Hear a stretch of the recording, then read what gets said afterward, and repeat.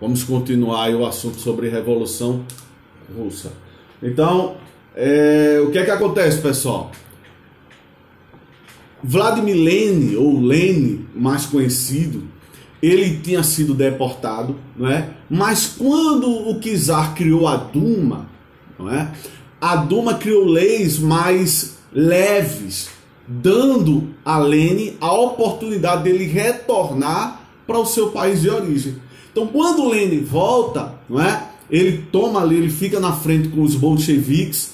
Do outro lado tem Trotsky, não é? Que ele está representando os soviéticos. Então, já tem dois partidos aí, dois grupos, não é? Que tem duas pessoas que lutam pela independência, pela República da Rússia. Beleza? Até aí tudo bem? Então vamos lá. Esses sentimentos que a Rússia tem de independência vem da Revolução Industrial na Europa, não é? Homens que pregavam sobre o socialismo. Quem é esse homem que pregava o socialismo no período da Revolução Industrial? Quando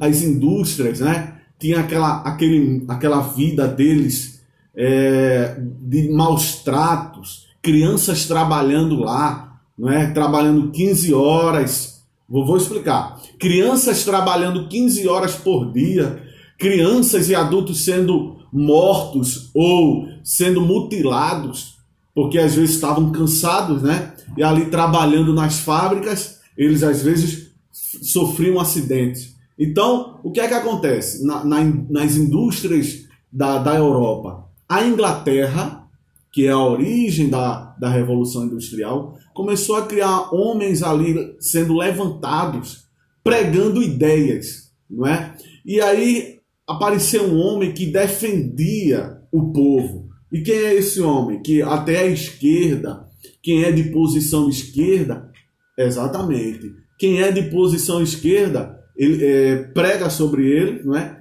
Para explicar justamente isso, que é Karl Marx.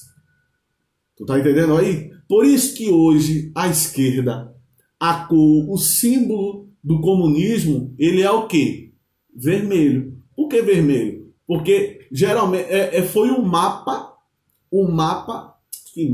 a bandeira, né, da Rússia. Como é a bandeira deles? Não é justamente uma foice e um martelo, não é? E a bandeira toda vermelha?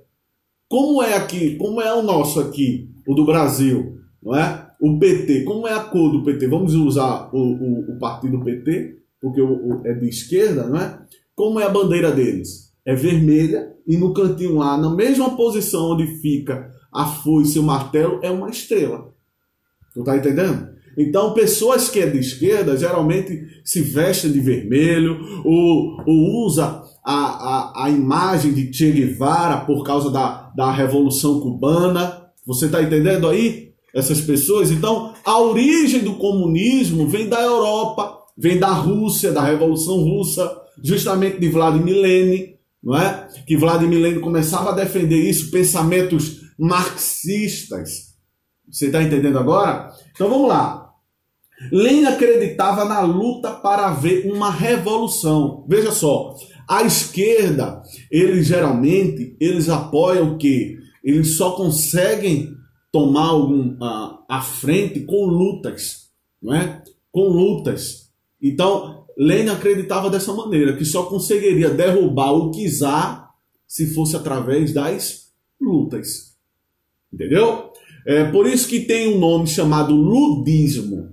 Isso foi criado no período da Revolução Industrial, né? Por causa de John Lud, que ele acreditava que o povo só conseguiria viver uma vida melhor, né, trabalhando nas fábricas, se o povo se juntassem, se os operários se juntassem e fossem quebrar as máquinas, os maquinários de dentro da fábrica, né? Então é um pensamento ludista, né? Então hoje em dia tem pessoas que às vezes quando vão fazer manifestações nas ruas, eles depredam, eles tocam fogo em pneu. Por quê? Porque eles acreditam que só por meio desse tipo de manifestação o governo vai ouvi-los.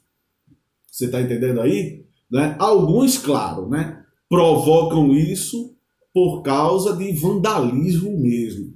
Né? Outros acreditam mais em questão de teoria, questão científica. Tá bom? Professor, na Revolução Industrial teve pessoas que apoiavam as empresas, as fábricas? Teve. Não é? De um lado é a esquerda, onde o pai do comunismo, do socialismo, é Karl Marx, e do outro a direita, não é? Chamado de Adam Smith, John Locke, que pregava sobre o liberalismo, o consumismo, entendeu? Então, você aluno, você que está aí no YouTube nos assistindo, se você é uma pessoa de esquerda, é obrigação sua estudar livros de Karl Marx, como exemplo. E se você é uma pessoa de direita, é obrigação sua estudar livros sobre Adam Smith, John Locke, né? Para que você seja um pouco mais racional, né? E você não fique lutando pelos seus ideais sem saber pelo que está lutando. Às vezes você é de um partido, às vezes você defende um partido, só que suas ideias são outras e você nem sabe o que é que está defendendo.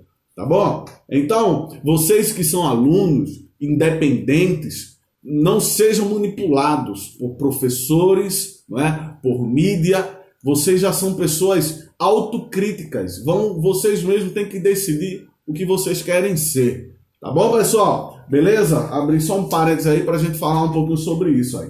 Então, ó, de um lado havia os bolcheviques. Vamos ver se alguém está prestando atenção nesse chat aí. Quem era o representante dos bolcheviques? Quem era? Quem era o representante? O pessoal tá tudo dormindo, me deixou falando sozinho. Ou ninguém sabe? Então escreve aí, ninguém sabe, porque aí eu vou entender que vocês... Certo, eu estou comendo. Quem era o representante? Lênin, pessoal. Vladimir Lenin. Exatamente. Entendeu? E o que é que ele defendia? O que é que Lenin defendia, pessoal? O que é que Lenin defendia? Bora. O que é que ele defendia? A liberdade, a república, não é? Apoiando o povo. Era isso que ele defendia. Ele foi levantado para isso.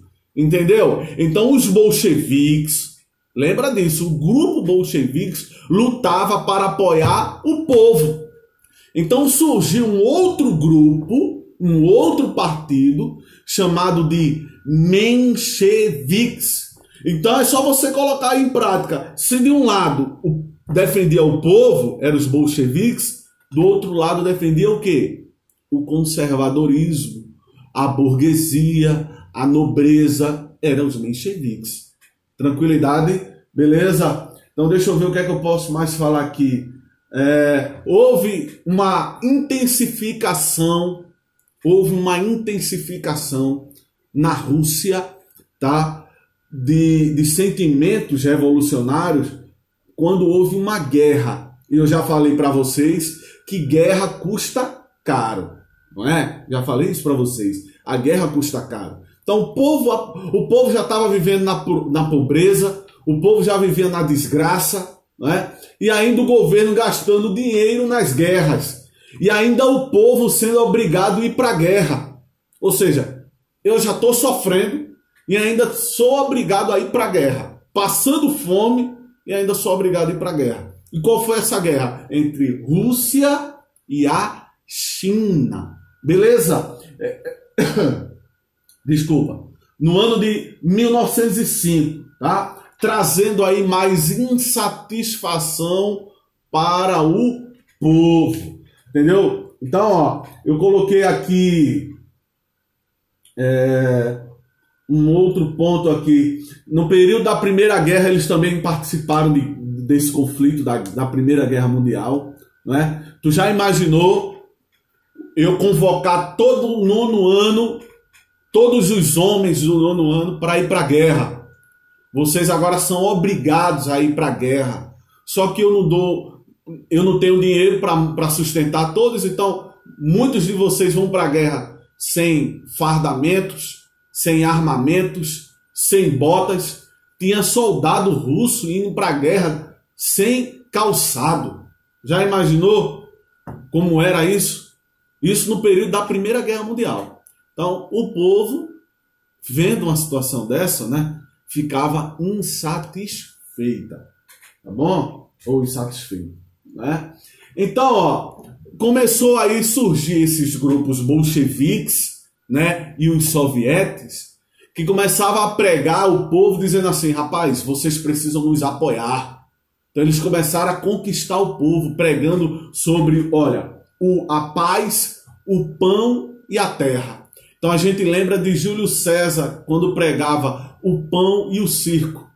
Júlio César acreditava que se você desse ao povo comida, o pão, e desse ao povo entretenimento, o circo, por isso que criou aqueles estádios, aqueles monumentos, né? O Coliseu, né? Era para entreter o povo. O povo esquecia que passava fome, o povo esquecia que vivia na miséria, porque tinha comida de graça e o entretenimento. Então, é a mesma coisa aqui, ó. O pão, ou seja, eu prometo a vocês a comida, prometo a vocês a paz, né? Vocês vão viver a tranquilidade, né? E a terra, o direito de vocês de terem terra, que é uma das coisas do comunismo, né? A questão da agricultura, né? A questão da posse de terras. Por isso que hoje, atualmente, nós vemos